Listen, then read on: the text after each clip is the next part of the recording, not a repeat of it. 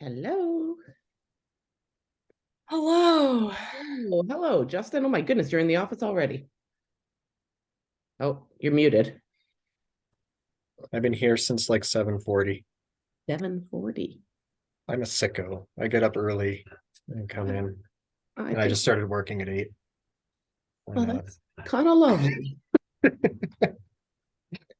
Ay, ay, ay. So, Megan, is everything working okay? Do we think? Yep, So I see that right now at the top of my screen, it says you're in a practice session, start webinar. So does that mean that as we get closer to the hour, we will press that start webinar button? yes. Okay. I just have to log on to Forty Client again and grab the PowerPoint since I had to disconnect. Yes. The joys of technology. I know, right? So do I need to be doing anything with the videos, or do you feel like you've got that I've got them queued up. perfect?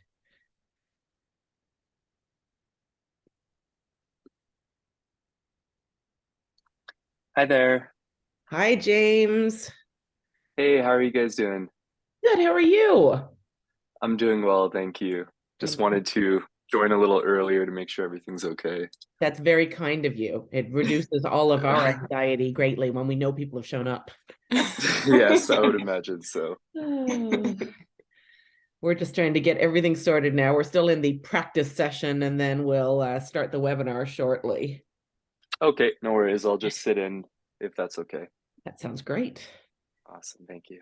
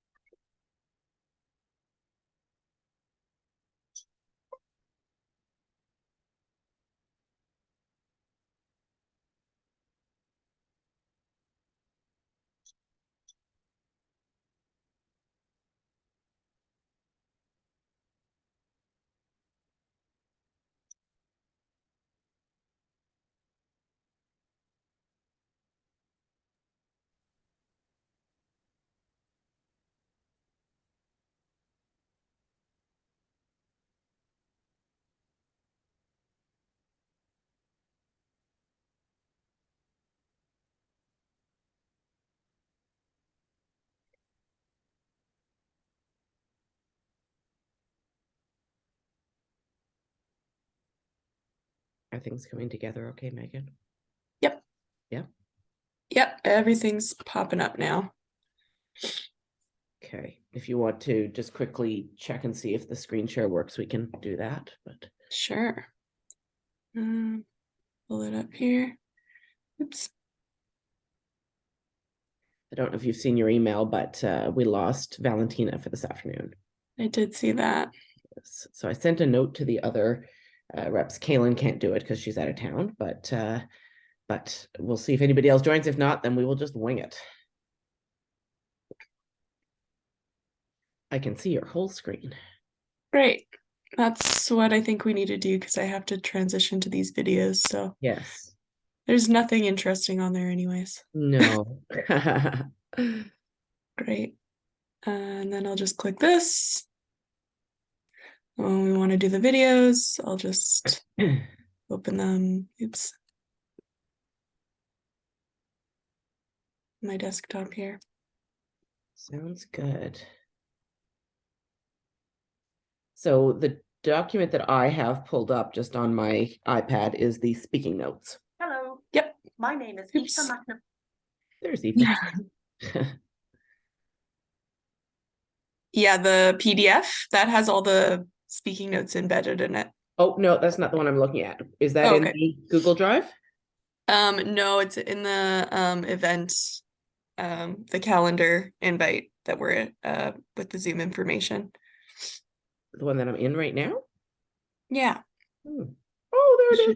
Yeah. Yep. Awesome. Perfect. That's probably the easiest thing for you to look at because it Yep, has it slide by definitely. slide. That sounds great. Perfect. Should we wait for the rest of our folks to trickle in before starting the webinar, or? Yeah, what time are we at now? 54. Yeah, I would say that by 57 we will start the webinar. And Okay. yeah, Kaylin might be here by then. And then it was Nathaniel as well, who's, Oh, Nathaniel, right. Yes. he did RSVP, so this morning or Oh, last great. night. Yeah, Excellent. Yes, so we have a full deck of people this morning. we do. That's great.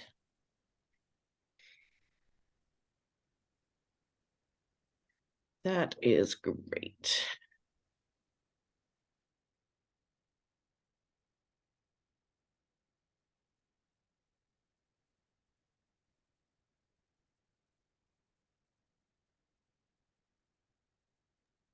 So we won't be able to see how many people are here until we actually start the webinar, right? Yeah, I think yeah. so. Okay.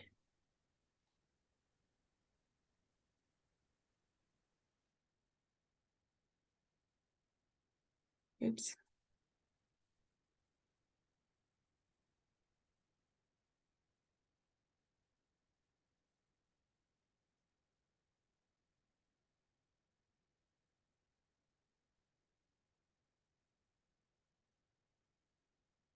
I can't actually see the bit on Zoom, like where it says Q&A. For some reason, everyone's small now. But Everyone's small now. yeah, like sorry, it's just all I'm seeing is your 4 squares. I'm not seeing, oh, okay, I found it. Okay. Phew.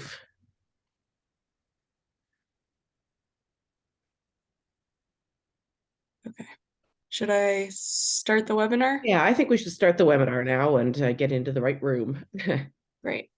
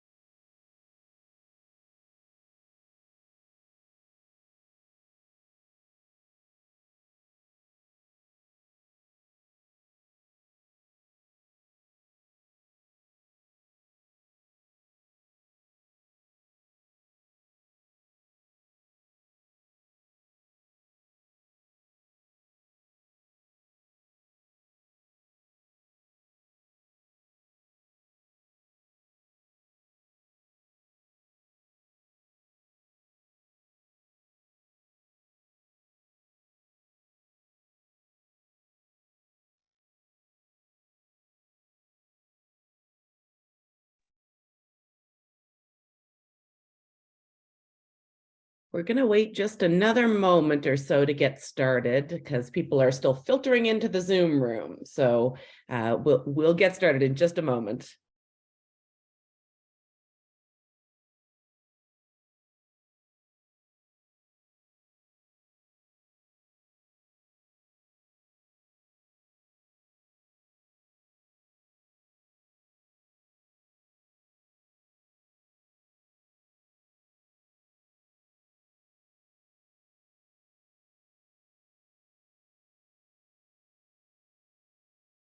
Yeah, Nathaniel's just having trouble getting on the Zoom, so I'm just gonna troubleshoot with him for a second.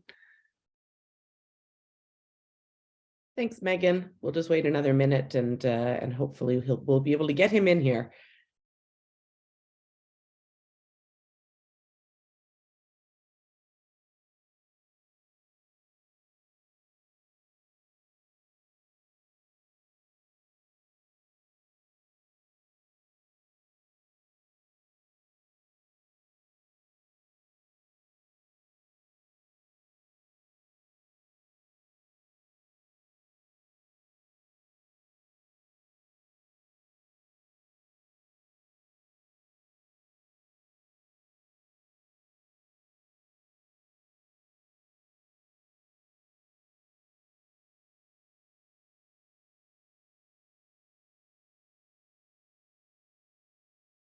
Am I okay to get started, Megan? Yeah, I think get started There and we go. then hopefully he's able to connect. I see his smiling perfect. face. Perfect. Thanks, Megan. Hi, everyone. I am so excited to welcome you here this morning to you at UCalgary and specifically to the Faculty of Arts at UCalgary. My name is Dr. Dawn Johnston. I am the Associate Dean of Teaching, Learning, and Student Engagement in the Faculty of Arts, and I'm also a professor in the Department of Communication, Media, and Film here in the Faculty of Arts. We are incredibly excited to be welcoming our mostly out of town UCalgary students, or soon to be UCalgary students this morning, and really excited that you were able to join us. If you have a moment, I'd love for people to pop into the chat some of the places that they're joining us from this morning, just so that we can see where people are logging in from this morning. So feel free to pop that in the chat while we're getting started.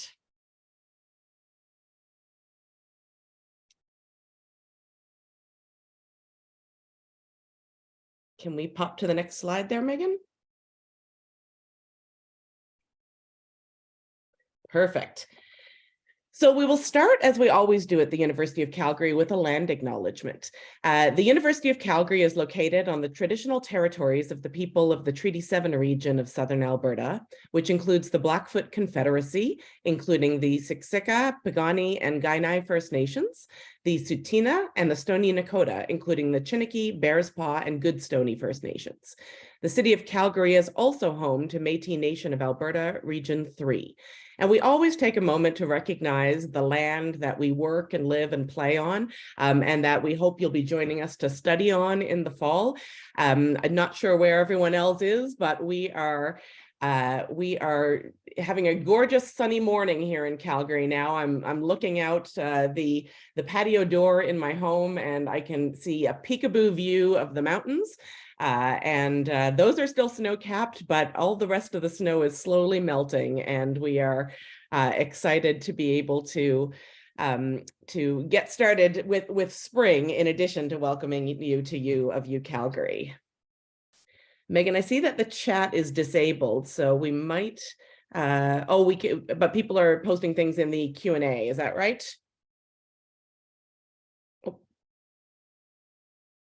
Okay. Megan, you're muted there.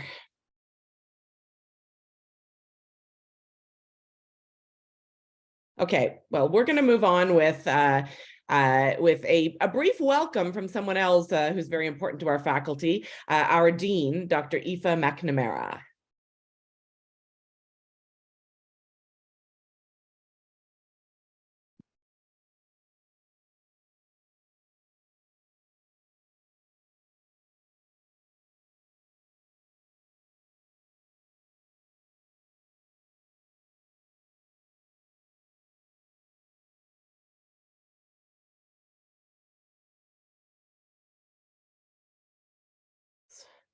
That audio is not working for me, Megan. I'm not sure if others can hear it.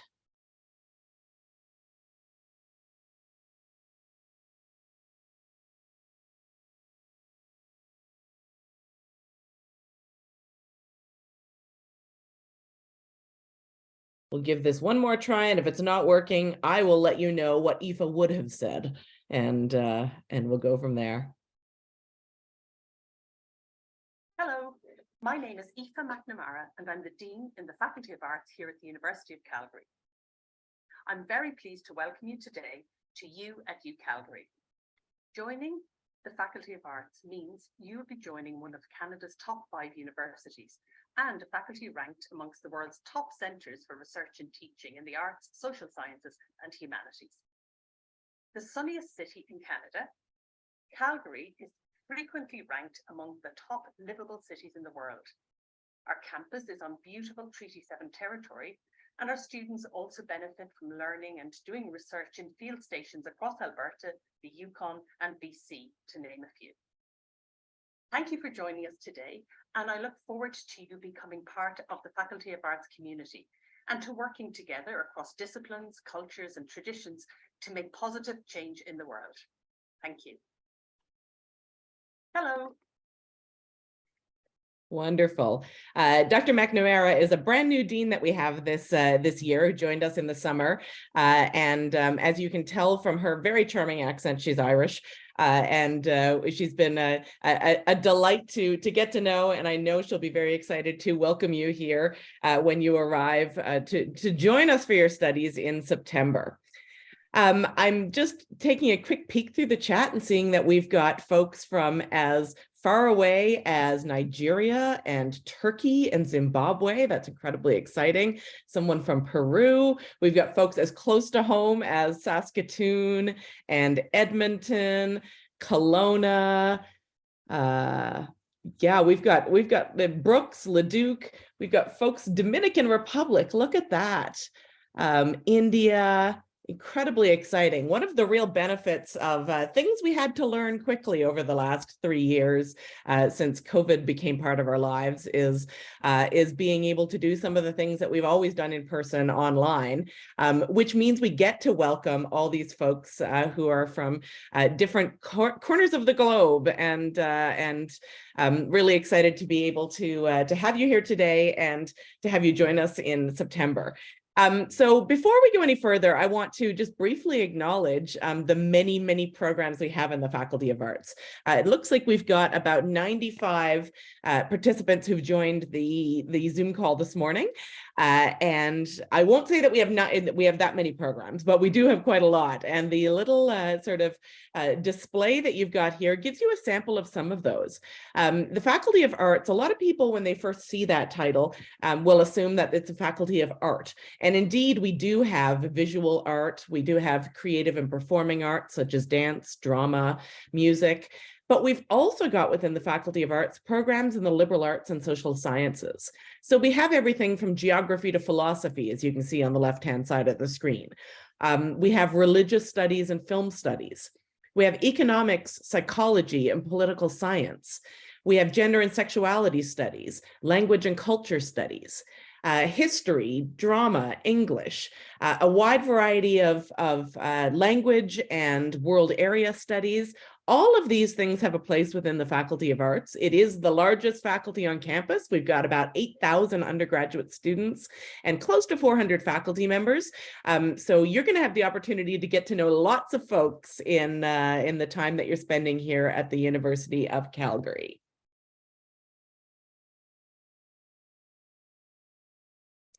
So I'm really excited that we have a panel of speakers here this morning that includes some folks far more exciting than me. We've got some student reps here who are going to be able to talk to you about their student experience, about some of the sort of the things they've gotten involved with at the University of Calgary, advice they've got for others, and advice they wish somebody had given them before they started university in the last few years. We've also got a fantastic program advisor from the Art Student Center, Justin Pike, who informed me he was in the office by, I think, 7:40 this morning. So we are extra grateful to him for being here to answer some of your program-related questions. And of course, running the show behind the scenes is Megan Sampson from the Art Student Center as well. We are all excited to be here this morning. So the students that I'm going to introduce to you are Nathaniel, James, and Kaylin. Nathaniel and Kaylin are both elected representatives with our Students Union, first for Nathaniel, and our Faculty of Arts Student Association. They will be able to talk about that a little bit, but more importantly, they're also great representatives of really involved students. So they'll be able to talk to you a little bit about some of the ways that they have enhanced their degree experience by getting involved on campus. We also have James here, and James is a Faculty of Arts co-op student. And our co-op program is, a real feather in our cap at the University of Calgary. We have a co-op option available for almost all of our programs now, and I know it's something that's of interest to quite a lot of students. So we will be really excited to hear from James about his experience with adding a co-op option to his degree. So before we, so we're going to jump right in and talk a little bit about the student experience at the University of Calgary.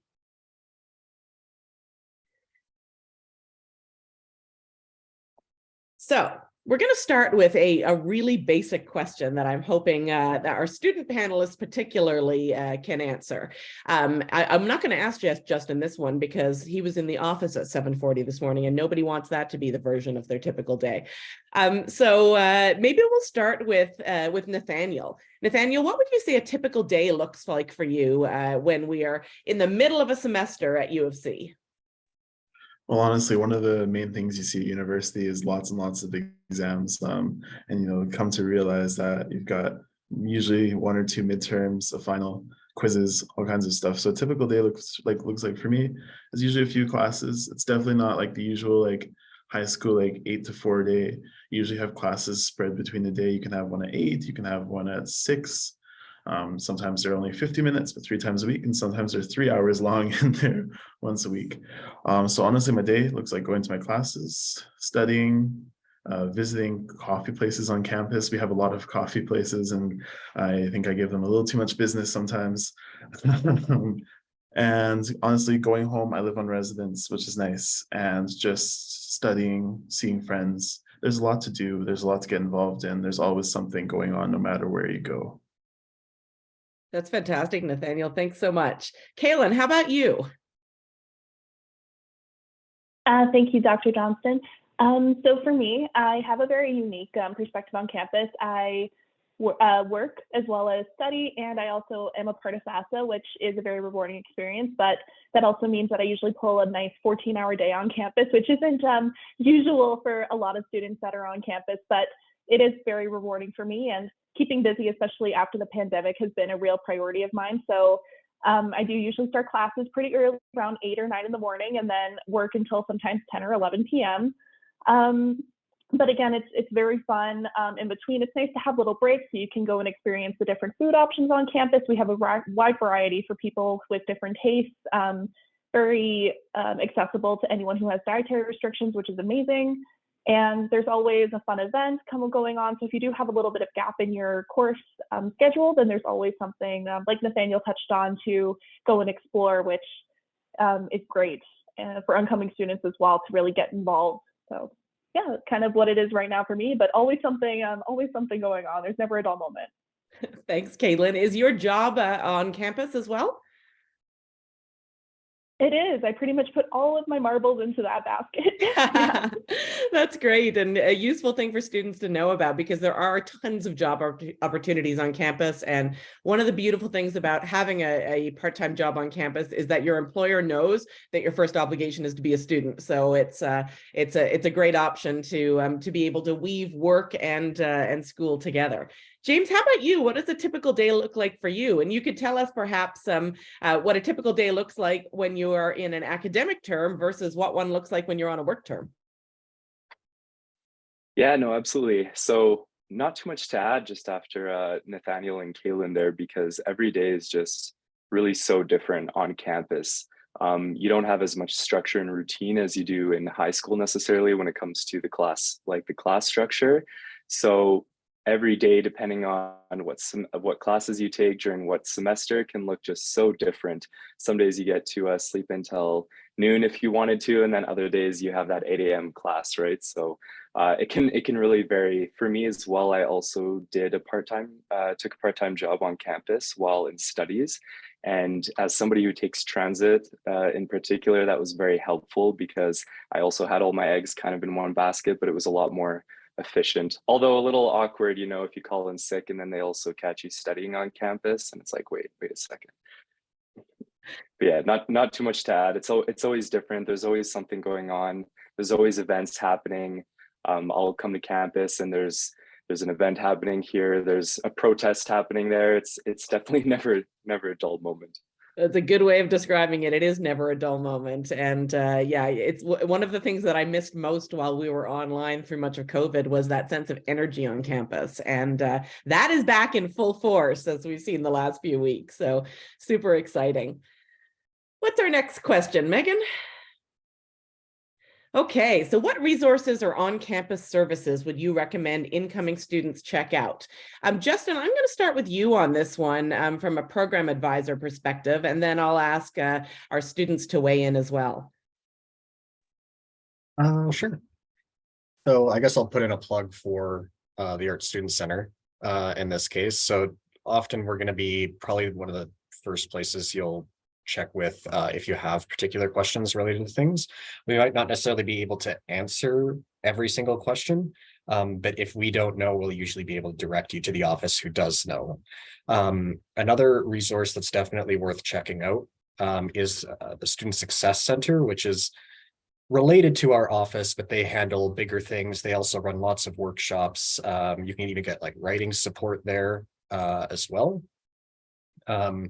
Those are kind of the two big ones for, I think, advising resources that are definitely well worth checking out. And the Student Success Center, I think, in particular, flies under the radar sometimes because it handles the broader stuff that cuts across faculties. So a lot of students won't realize how many services they can gain access to through the Student Success Center. For sure. Thanks, Justin. I'll see who wants to weigh in. James, Nathaniel, Kaylin, what are some of the resources that you think are really useful for students to check out on campus? Yeah, go ahead, Kaylin. Thank you again. I really want to promote student accessibility services. It has been a life changer for a lot of students, especially myself. I struggle with a lot of exam anxiety and just anxiety in general, and they have been some of the kindest and most accommodating people on campus. Being a student is already a very overwhelming experience for a lot of people, especially coming into your first year. I actually didn't take advantage of anything to do with SAS until I was pretty deep into my degree now as a sixth-year student. So I would highly recommend, if you do have any hardship or if you need to reach out to someone, get accommodations, please reach out to them if you do come to campus. They, again, are super adaptable. They're very willing to help you and to really promote a very friendly and accepting environment where you can really push yourself to be the best that you can be.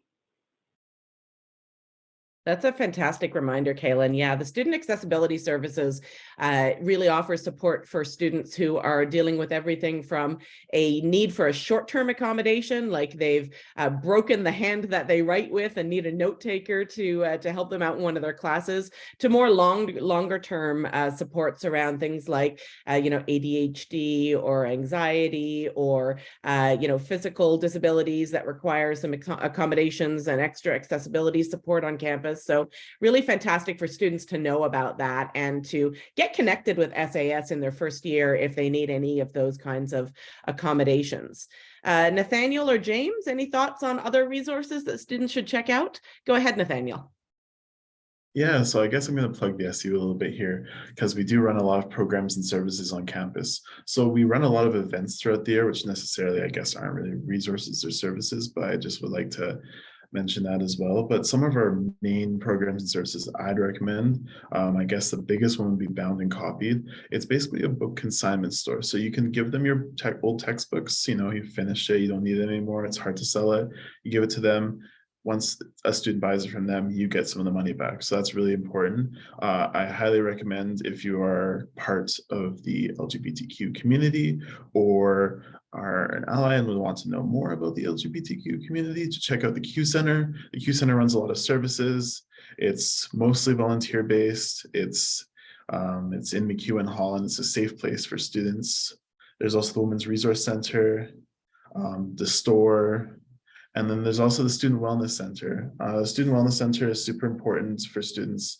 A lot of students would struggle with mental health, physical health, etc. And it's just a place to go. As a student, you get some coverage for health and dental.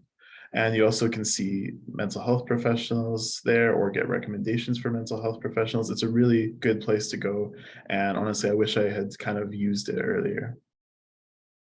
That's great, Nathaniel. Thanks so much for those reminders about the fantastic services that the SU offers. When students arrive, one of the first places that they'll want to check out is Mac Hall, which is, or the McEwen Student Center more formally. But McEwen Student Center is a space that's owned and operated by the Students Union, and it's got, you know, so our main food court on campus, as well as lots of you know, fantastic you know, stores and resources. It's also where you'll find our Students Union. It's where you'll find our campus security team, the wellness team. We've got a pharmacy in there, as well as, you know, doctors, nurses, psychiatrists, psychologists, massage therapists, physiotherapists, chiropractors, a long list of supports that are available through student wellness. Thanks for that reminder. James, did you have anything to add to that list? Yeah, I feel like everybody hit it on the tee there. I wanted to reiterate the Student Wellness Center for sure, and the counseling services they offer. So outside of school counseling services these days is actually quite hard to get, and it's a very long waiting list. However, we do offer that to students for free. So I think it is a great resource to consider. And I also wanted to add that there's the Writings Lodge, the Indigenous Writing Lodge, also found in Mac Hall. And essentially what the lodge does is it provides academic, personal, and cultural support services to future Indigenous students, Métis, Inuit students, as well as current students. And yeah, something to definitely keep in mind. Great reminder, James. Thanks. Yeah, the Writing Symbols Lodge is it's such a welcoming space over there, and it's one of my favorite places when I'm invited to get to drop by and interact with some of our Indigenous students and faculty members, and see some of the great programming that's happening there. Thanks for that reminder, James. Okay, what's our next question, Megan? What are some of the best experiences you've been part of at the university? So I'm going to go straight to James this time so that he gets to answer first. And he can tell us all the things he wants, but I definitely want him to talk a little bit about his experience being a co-op student as well. James? All right, yes. So I think two events that I would really want to highlight. One of them was my study abroad experience. And of course, the other one was my co-op experience. So co-op is usually an internship. It's basically an internship. You can sign up for it during your second year of university, and there will be an online portal with lots of different jobs that are specifically for university students. So it's a very rare resource, because once you graduate, you don't have access to those kind of co-op jobs that are specifically for students. So I was always on there applying to different jobs, getting rejected for even more. And eventually I landed on two great opportunities, one of them with Global Affairs Canada, and the other one with the Business Council of Alberta, which is downtown Calgary, here where I am. And yeah, excellent opportunities. You know, to be honest, I kind of wanted to graduate quickly. I'm doing a double degree actually. And after 5 years in school, you want to get out and start working. But I ended up finding these opportunities and really changing my mind once I saw a lot of my friends that graduated, and they did have some difficulties finding work. However, once I had that first internship under the belt, I noticed a lot easier to find another job after that, just kind of having that experience. So I really recommend doing co-op if you're able to do that. And I guess I'll touch on this later, just in terms of kind of the advice that I would give, but I also did an exchange program. So I noticed there's some individuals here from Ghana, Tanzania. I actually went to Ghana personally. I was there for a month with a research team and my professor, who's Ghanaian herself, and we went to her home village in Tamale and Accra, and it was probably the most amazing experience I've had this far, and that was through the U of C. We went to gold mining farms, we talked with NGOs, we went to hospitals, we went to the parliament in Ghana and talked with the actual members of parliament there. Just an amazing opportunity. And you know, for my major, international relations, it's important to have kind of that international experience. However, no matter what program you're taking, within the arts, outside of the arts, I really do recommend doing an exchange program if you're able to do that. And Justin, I'm sure, would be able to touch on this more, but there is also funding available and some scholarship opportunities as well. That's fantastic, James. Thank you. You touched on two really key opportunities that we always want to make sure students know about.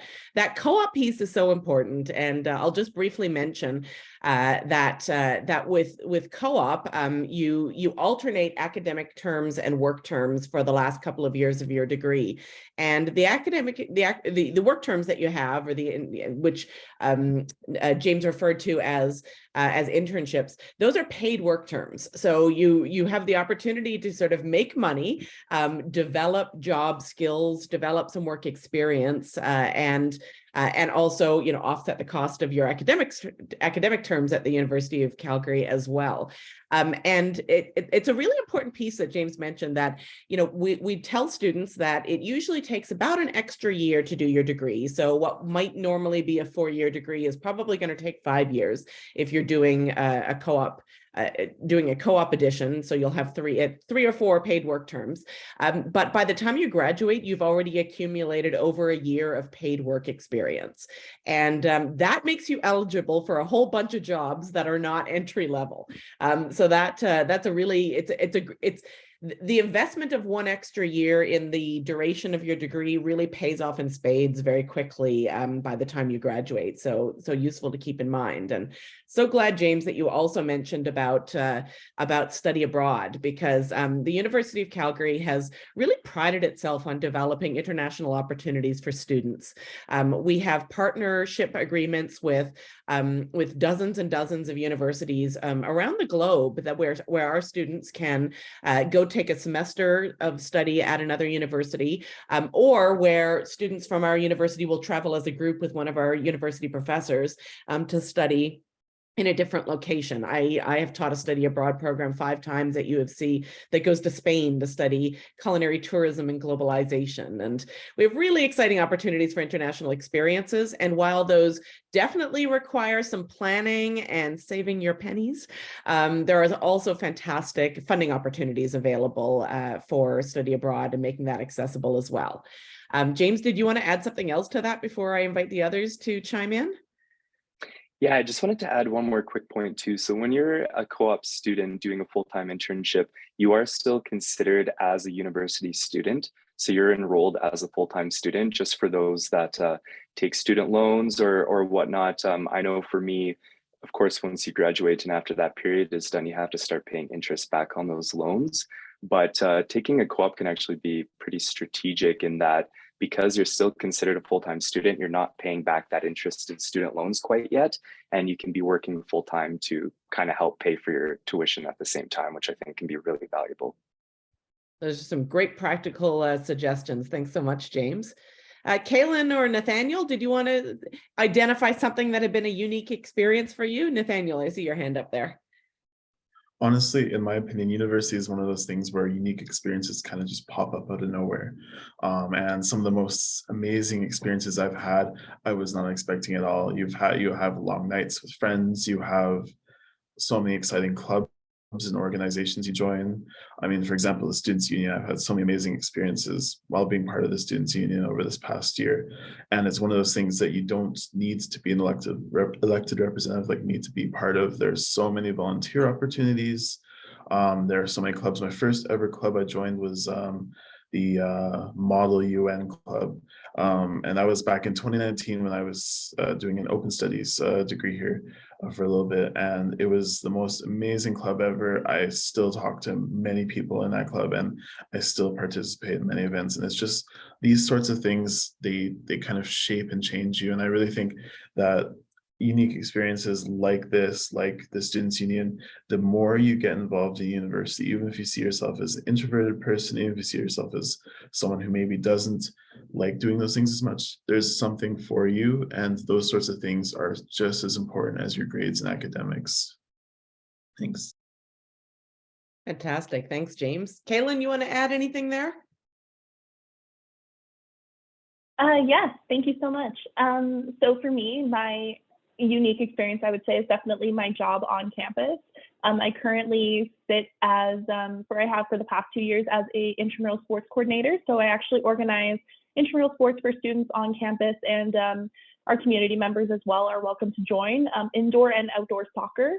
So throughout the academic year, I provide the organization and implementation of these programs to promote a healthy lifestyle for students to get involved.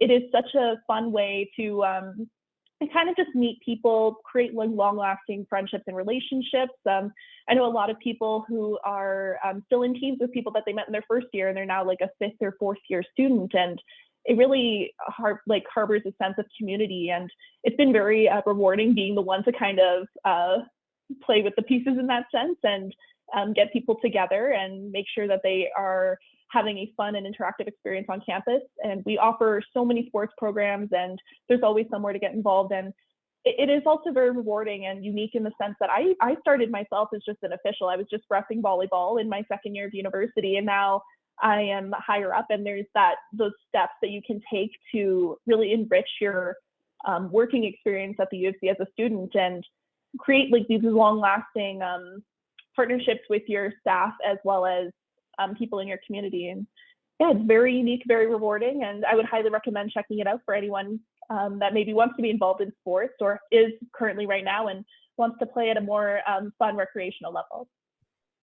That's so useful, Kaylin. Thanks so much. And the kinds of examples that all of our students have been talking about are things that give you an instant sense of community at the university. I know that a lot of you who are here today are going to be joining us from maybe smaller towns, or you went to high schools where everybody knew each other, and the idea of coming into a university that is essentially the size of a small city can be daunting. But when you get involved in some of these extracurricular activities, whether we're talking about intramural sports, or whether we're talking about clubs or student government, whether we're talking about study abroad and co-op, these are all great ways to instantly get to know some of your peers who have similar interests. And I think when you're in a university this size or a faculty this size, we're all cognizant of how easy it could be for students to feel like they're a little bit lost. So we kind of overcompensate. So we make sure that we provide tons and tons of opportunities for students to get to know others and to really build a community during their time here at U of C. Can we hop ahead to the clubs question, Megan? Excellent. So I've been keeping half an eye on the chat, and you'll notice that we're not answering those chat questions as quickly right yet, but we are going to come back to them to answer some of them as part of the full group as well.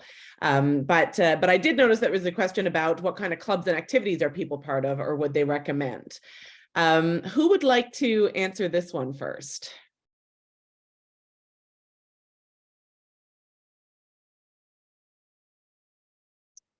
Go ahead, Kaylin, and then Nathaniel. Thank you again. So I personally am involved in FASA, obviously, but I also have been involved in many other various clubs on campus. I was a founding member of the Mental Health Awareness Club. I was a part of and a founding member of the Future Alumni Network when I was active. Broad sense of other clubs, little things here and there. But really, it is very dependent on the person and personality. There is always something for someone regarding any interest. And just because, like many of my other peers here, take a more traditional approach to very formal roles, for lack of a better term, where I am in an elected position. You absolutely do not need to do that to have a rewarding university experience. And I think that's very important to put out there, that there are so many different clubs and different organizations that are student run that are just for really kicking back and meeting friends and having a good time. And without all the stress of course, being an executive, which does have a little bit of an edge to it. But one of my personal favorites is we do have a baking club on campus, and they are so fun. They run really great events where you all just get together and make great food, chat, and yeah, but there's so much more. And we do have a website, Club Hub, which is on the SU. And I'm pretty sure Nathaniel can also speak to this more than I can, but it's a great way, even if you are an incoming student, to kind of check out what we do offer and really get involved once you do enter our campus. That's fantastic. A baking club. I did not know this. And I categorically would have been in that as an undergrad, or maybe just now. Nathaniel, did you want to chime in as well? Yeah, of course.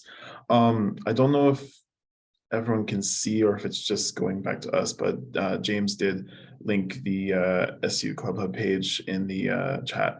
But the SU, we run basically clubs on campus, and there are over 360 different clubs, and it grows every single year. During the pandemic, it went down a bit, but by the time you guys go into university, clubs have they've picked back up. They're running events again. It's great.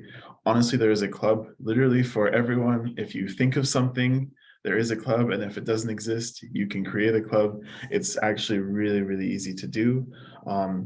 Honestly, I recommend joining something that has to do with your faculty or program for a starter choice, because then you get to meet peers, because sometimes it's really hard when you're in classes, you're in programs, and you're running around all day to be able to meet people who have similar, similar like ideas and views as you, and similar kind of program as you. So it's really good to join that. Joining FAFSA, definitely your automatic member if you are a Faculty of Arts student.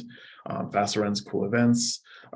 Joining, there's a political science association club, which I'm part of. There's an international relations student association, which I'm part of. And there's one again for almost, if not every single program. I also recommend just finding something fun. There is no commitment when you join clubs. Most clubs are free. You can join as many as you want. What I did my first year is I just joined like 50 different clubs because I was like, oh, that's cool, that's cool, that's cool. And I'm not really members. Most of them, I'm not active members, but it's a good way to get a community. There's one club I definitely recommend right now. It's called Shenanigans. It's actually a really cool club. I think it started during the pandemic or a little bit before, but it's basically a club where people get together, they do fun events, they play board games, they do all kinds of things. It's just a fun kind of relaxing time that, that helps really, because, as a student, you're going to experience burnout, and it helps to be able to do fun things as well as more academic things like program clubs. Fantastic. Thanks so much, Nathaniel. We're getting, I know we've got lots of student questions coming in from students that we want to make some time for, but I'd love to hop ahead to just one more. I'm just going to look at if we can hop ahead, Megan, to our question about favorite courses.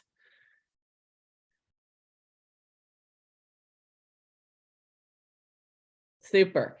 So this is a question that I'd like to pose to each of our student panelists. What was your favorite first year course, if you can remember?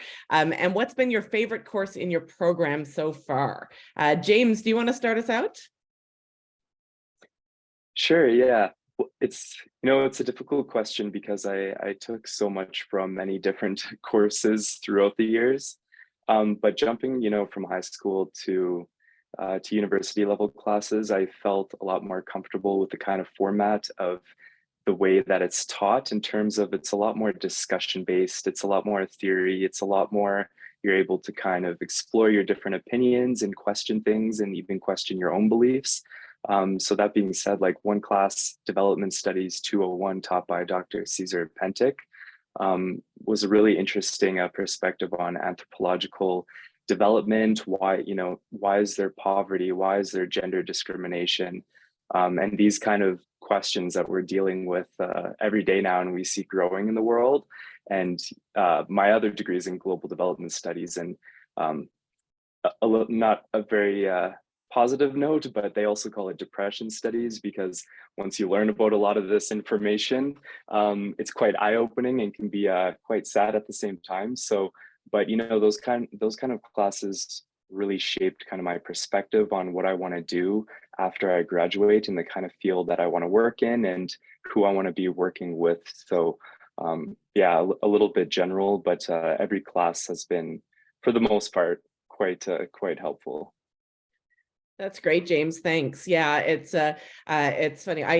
When you mentioned about, you know, how difficult it is once you start learning about things to not know those things anymore. And my own discipline, communication and media studies, we spend a whole lot of time critically unpacking television, film, popular music, and I often have students complain by the end of the course that they can't ever watch TV uncritically again. And I promise them that will come back. They'll be able to shut it down periodically. But yeah, it's a reality of like the more you learn, the more you know, the harder it is to see things unproblematically in the past. So yeah, it's useful to keep in mind. Nathaniel, what about you? Favorite first year course or favorite course in your program? My favorite first year course, and I always rave about this course no matter where I go, was Unif 201. And Unif 201 was probably still one of the best courses I've ever taken. Honestly, the best courses I find are ones where I can really get involved, where it's heavily group-based and heavily discussion-based, and there's like an evolving project over time, which in the year I did it, although it changes every year, which is also a really cool thing about the course, is we were trying to solve like water shortage and water access issues in areas that were suffering from drought. And it was such a cool project. And honestly, I really created close bonds with the people that I was in a group with, and we still talk to this day, 4 years later. And we're actually going to be hanging out in a couple of weeks, which is amazing. So I definitely recommend, if you can, not necessarily that course, but try to find a course that kind of requires you to do a little bit more critical thinking, because sometimes just the drawl of just memorizing test can be a little difficult to do, and it can really burn you out. So to have something more fun, especially in your first year when you have more options like that, is a really amazing thing. As for currently though, my favorite course in my program, I'm now a political science and international relations student. So I'd say currently I'm taking politics of development, and it's a really fun course. Actually, I really like it. It's really interesting learning new things and new perspectives on development. That's fantastic, Nathaniel. Thanks so much. Yeah, it's interesting. We've been really focusing at U of C, and particularly in the Faculty of Arts, on opportunities for students to get involved in experiential and undergraduate research right from their first year. So we know that lots of times those cool opportunities around doing, you know, course-based undergraduate research, or you know, doing what we would call inquiry-based learning, which is that problem-centered learning that you're talking about, that sometimes those things don't come until later in a student's degree. But we've been really focusing on giving students opportunities right from first year to get involved in some of those hands-on learning activities where they get a chance to see how the different subject areas that they're studying in university can actually be put to action in trying to solve some of those really complex world problems that we think about. James, go ahead. Sorry, yeah, I keep getting ideas as people are talking. Not a first year course, but Indigenous Studies 303 and 305, Indigenous Ways of Being and Knowing, was an amazing course that really shed light on a lot of course, Indigenous ways of being and knowing, but just given the nature of truth and reconciliation and the lack of education in high school presented on the topic, I really recommend that as a course that often kind of goes overlooked. An amazing course. When you mentioned experiential learning, that's what reminded me of it, because it was a lot of land-based learning and participating in different cultural practices such as smudge circles and so forth, was just absolutely amazing. And one other thing too is that later on, at least in my degrees, it did get a lot more hands-on, you know, in global development studies. The classes that I'm with now, we're actually, for one class, we're working with Banff National Park Volunteer Program, and we're actually driving out to Banff and working with them. So working with an organization and presenting them a project that's group-based. So it's not just necessarily sitting in a classroom for 3 hours and listening to theory. Of course, I think that might be the case in some situations, but there is a lot more kind of hands-on learning that I've noticed throughout my degree that has been particularly helpful. Thanks so much for that, James. Yeah, I think these are such great examples of ways to really get involved and sort of stretch your brain in a different direction than you have to when you're sitting in a lecture theater. So thanks for some of those examples. Megan, do we have another special guest who wants to make some kind of a brief announcement or mention here? I think we might. Let's see.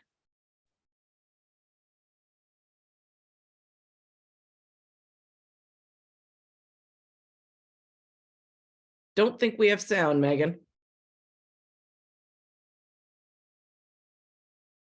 I'm Rex, the UCalgary mascot and #1 Dinos fan. This incoming class is looking dynamite. Cheering for dinos is my thing. Without you guys, I'd be a Tyrannosaurus wreck.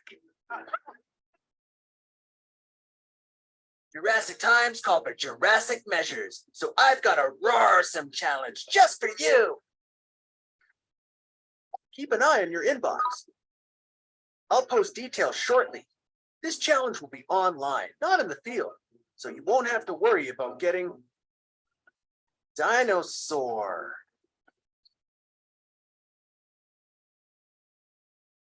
Complete my challenge and you'll enter to win the UCalgary Rex's Challenge Award, valued between 1,000 and 2,500 Canadian dollars. Be sure to watch your email for more instructions after the event. Go Dinos! I hereby promise that is the highest number of puns you will ever hear in a minute and a half during your entire degree. I promise, promise, promise. Don't hold it against us. We do love our dinos though at U of C, and you'll definitely see that presence around lots. Okay, so we have the chat open. We've got a great panel of folks here to be able to answer some of your questions. I know that they have been have already been answering some of them. I'm going to invite, our program advisor, Justin, to look at some of those program specific questions that might be in the chat. I'm going to pull out a few that I think are useful for me as a faculty member and associate dean to answer out loud that I think might be, of interest to a number of people, and then we will work through answering some of those questions and regroup for a couple of things. Justin, go ahead. Just because I'm starting to see a lot of questions about this already. If you're just wondering what courses that you need to take for your program in your first year, the answer is universally going to be the first year degree guide.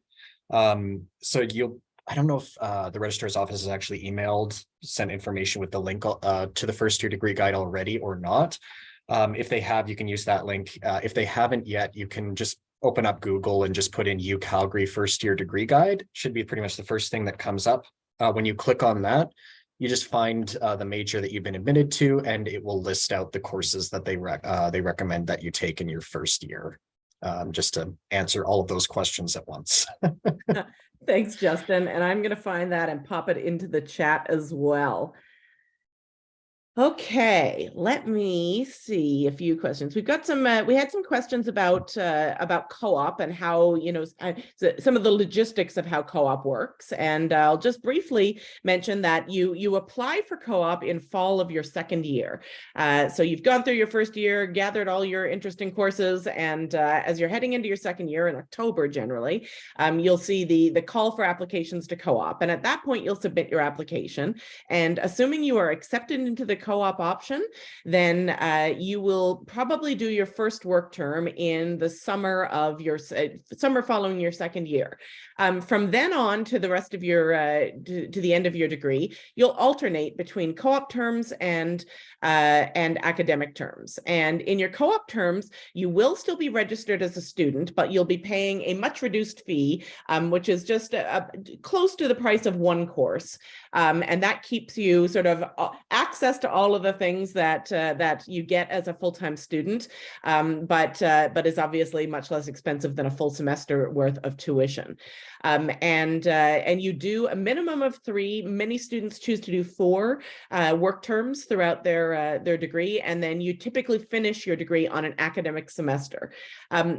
Co-op is what we identify as kind of the gold standard of what we call work integrated learning, and that's really referring to that sort of the bringing together of your academic knowledge and your work experiences. And we really like that idea of being able to go back and forth between academic and work terms, so that you get that chance to see in the work environment which of your academic knowledge is most useful, and in the academic environment how you can think forward to the future about how your academics are going to lead into your career path. So good things to keep in mind there. See some other questions that have popped up in here. I see there's been a lot. Our students are on top of answering questions about clubs, and that's, yeah, a fantastic opportunity. We have one about transport, the University of Calgary transportation, and what options are available on campus.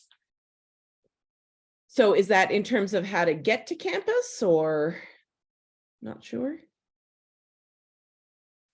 Our students do, oh, go ahead, Caitlin. Thank you. I just want to mention regarding transportation on campus, we do have a lovely service that is UPass that is offered. It is included in your student fees, and it essentially gives you a free pass to use all of our transit lines. We have, for anyone that's not a local to Calgary, we do have a train that runs the city. It is called the C train, and we do have a station called University Station, and it essentially stops right at I'm not good at directions, but it does stop at one end of campus and does lead you directly there. If you do not want to park, or if you do live on residence, usually there is just that walking option, but we do have a lot of parking lots as well as student permits that you can purchase. It really depends on what you feel comfortable with doing and what your economic situation is, but there are a lot of resources, and we also do have buses as well that do run. I would recommend maybe we can link something in the chat if anyone wants to kind of look into UPass further or see their options, but there are a lot of different ways to get to campus, as Calgary is pretty much a commuter city. So yes, there are those resources for you.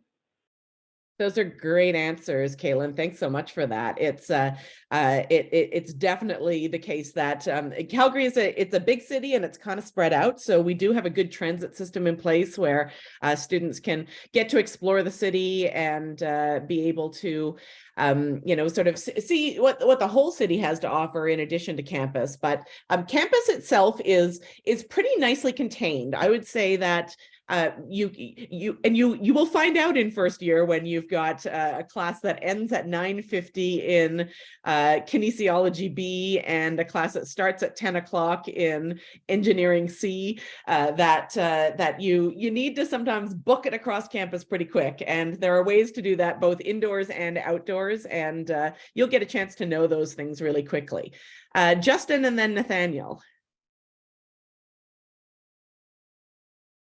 Okay, so I've got probably 3 questions here that I feel everyone should hear. So the first one is going to be, can you take 300 level courses in your first year?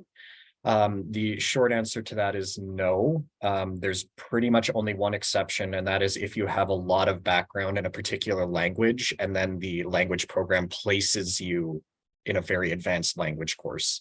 That might end up being a 300 or 400 level even. That's pretty much the only exception. Other than that, you'll just be doing exclusively 200 level courses in the first year.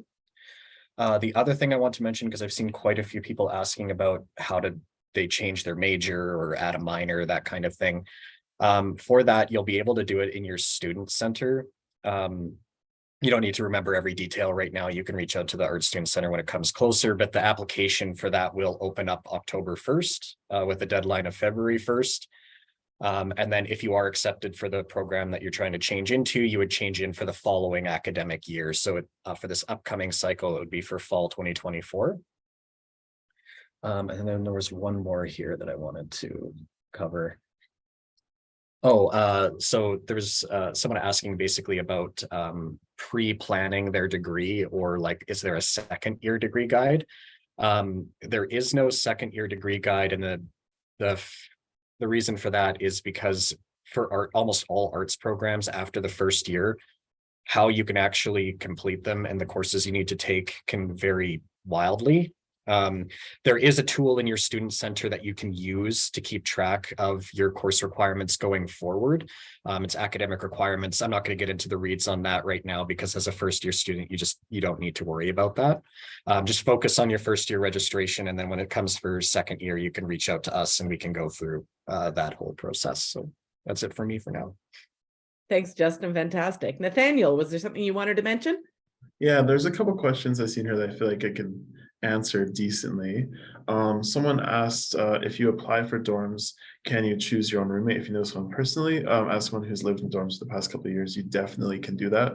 If you go on your resident student portal and you have been given a spot in residence and you're in a 2 or more person a place, you can definitely go on there and choose someone else who's also been accepted into residence, and you guys can live together if you know each other. I'm not entirely sure for first year. You can, if I think there are co-ed wings, but I'm not entirely sure how that exactly works. But I definitely can say for second year and beyond, you can. And then someone also mentioned something about orientation events. I don't want to spoil too much because I'm sure it's not entirely fully planned yet. And it's also, kind of got to leave some of the fun to you guys to figure out. But I will say one thing, kickoff. It's a really cool event. There are many cool sports events, but they say kickoff is the coolest. If you like football, if you like cheap football, free football, if you like fun events, go ahead and come to it. It's free for all students, and it will hopefully be coming up at the start of the student year, unless something crazy happens. Who knows? That's awesome. Thanks, Nathaniel. Yeah, if students, when you get information for orientation in September, do not take that as a moment to say, I'm going to skip it.